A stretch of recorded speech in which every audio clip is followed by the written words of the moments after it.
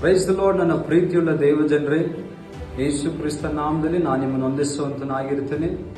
ನಿಮ್ಮೆಲ್ಲರಿಗೂ ತಿಳಿದಿರುವ ಹಾಗೆ ಇದೇ ಆಗಸ್ಟ್ ತಿಂಗಳ 31ನೇ ತಾರೀಕು 15ನೇ ವರ್ಷದ ಸಭೆ ವಾರ್ಷಿಕೋತ್ಸವ ಹಾಗೂ ನಂಬಿಗಸ್ತನಾದ ನನ್ನ ದೈವ ಎಂಬ ಸಾಂಗ್ ರಿಲೀಸ್ಗೋಸ್ಕರ ಅನೇಕರು ನೀವು ಎದುರು ನೋಡ್ತಾ ಇದ್ದಾರೆ ಪ್ರಿಯರೇ.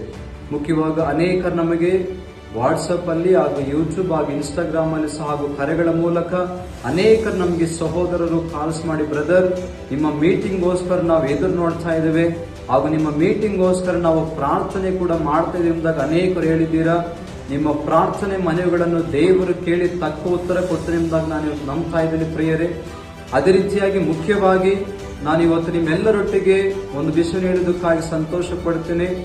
ಆ ದಿನದಲ್ಲಿ ಅನೇಕ ಭಕ್ತರು, ದಾನಿಯೇಲನಾಗಿರಬಹುದು, ಶದ್ರಕ್ ಮೇಷಕ್ ಅಬೇದ್ನೆಗೋರಾಗಿರಬಹುದು, ಎಲಿಯನಾಗಿರಬಹುದು, ಇಂಥ ಭಕ್ತರುಗಳು ದೇವರಿಗೆ ಮೊರೆ ಇಟ್ಟಾಗ ದೇವರು ಅವರ ಪ್ರಾರ್ಥನೆಯನ್ನು ಕೇಳಿ ಯಾವ ರೀತಿ ಅವರ ಮುಂದೆ ದೇವರು ಅದ್ಭುತವನ್ನು ಮಾಡಿದರೋ, ಇವತ್ತು ನೀವೆಲ್ಲರೂ ಮಾಡುವಂತ ಪ್ರಾರ್ಥನೆ ಆಗಸ್ಟ್ 31ನೇ ತಾರೀಕು ದೇವರು ನಿಮ್ಮ ಕಣ್ಣೆದುರಿಗೆ ಒಂದು ಅದ್ಭುತವನ್ನು ಮಾಡಲಿಕ್ಕಿದ್ದಾನೆ ಎಂಬುದಾಗಿ ಇವತ್ತು ನಾನು ನಂಬಿಕೆಯನ್ನು ನಂಬ್ತಾ ಇದ್ದೇನೆ ಪ್ರಿಯರೇ.